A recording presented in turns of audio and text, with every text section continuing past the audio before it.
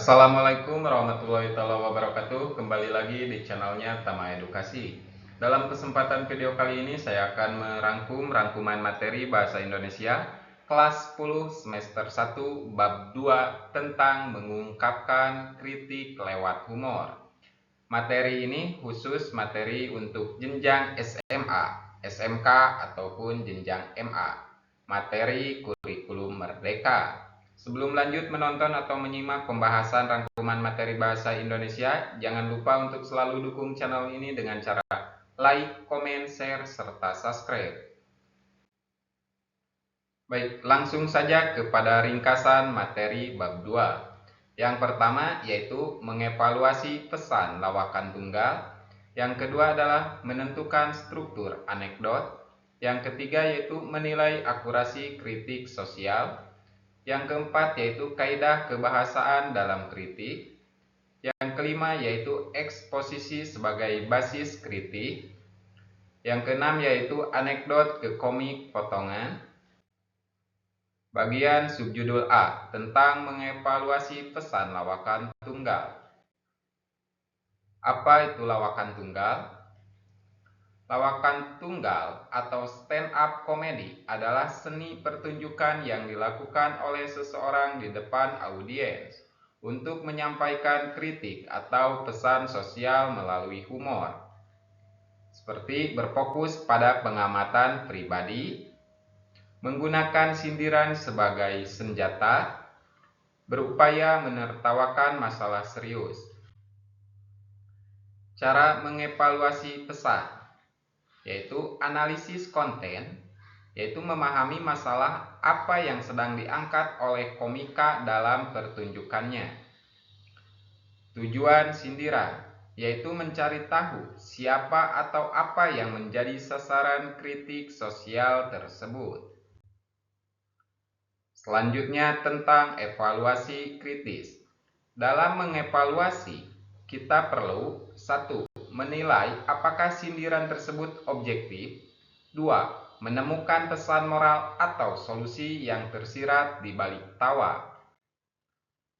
Bagian subjudul ke B tentang menentukan struktur teks. Struktur anekdot.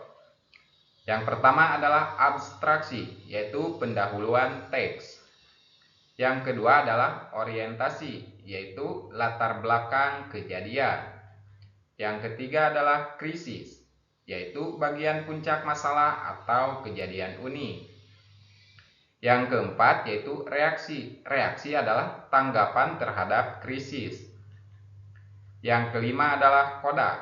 Koda yaitu penutup atau kesimpulan. Selanjutnya tentang analisis struktur. Setiap bagian itu memiliki peran krusial. Krisis adalah bagian terpenting karena disanalah letak kelucuan sekaligus inti kritik sosial yang ingin disampaikan penulis. Selanjutnya bagian subjudul C tentang menilai akurasi kritik sosial. Mengukur akurasi. Kritik yang baik harus akurat. Kita dapat menilainya dengan cara yang pertama, itu membandingkan dengan data atau fakta yang ada. Yang kedua, memastikan bahwa sindiran tersebut relevan dengan kondisi sebenarnya. Membandingkan teks.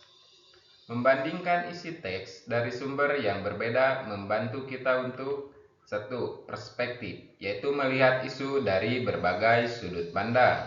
Yang kedua adalah validasi. Validasi yaitu menguji ketepatan informasi yang disampaikan. Selanjutnya tentang rangkuman bagian subjudul ke D tentang kaidah bahasa untuk kritik.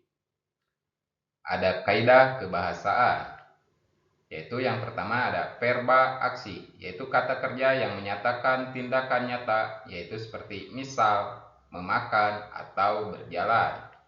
Yang kedua adalah konjungsi temporal, yaitu hubungan waktu untuk alur, seperti setelah itu atau kemudian.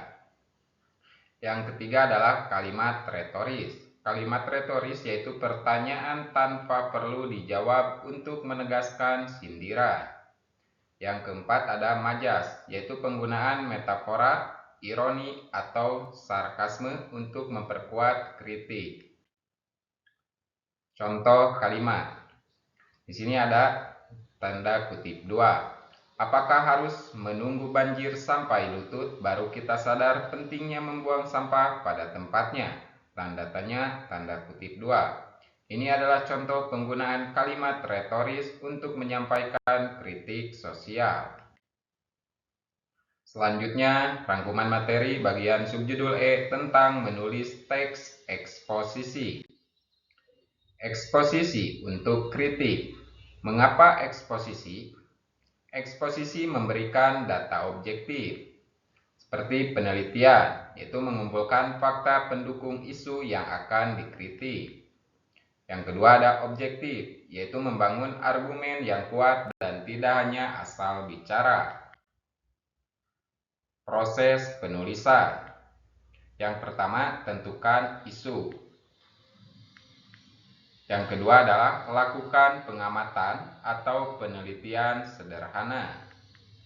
Yang ketiga, susun argumen dan fakta. Yang keempat adalah simpulkan untuk dijadikan bahan anekdot atau lawakan. Selanjutnya bagian subjudul F tentang mengubah anekdot ke komik.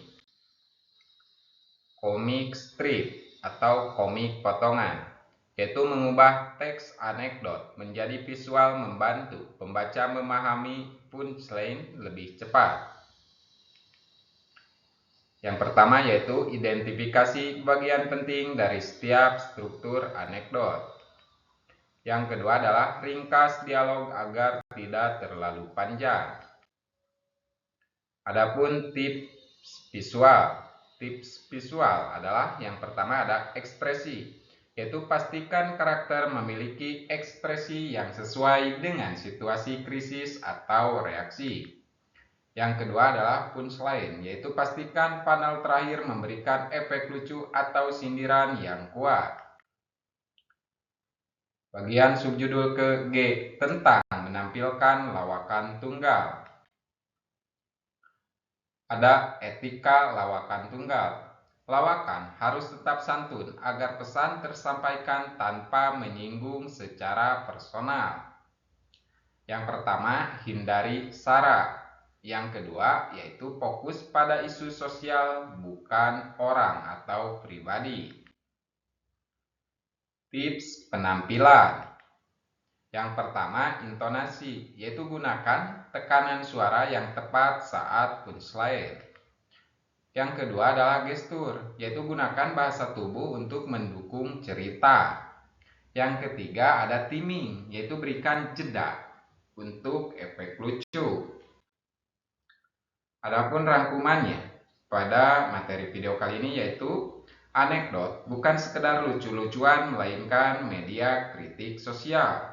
Struktur anekdot sangat penting agar pesan tersampaikan secara runtut. Penggunaan bahasa harus cermat, memanfaatkan majas dan kalimat retoris. Penelitian atau eksposisi memastikan kritik memiliki landasan data yang kuat.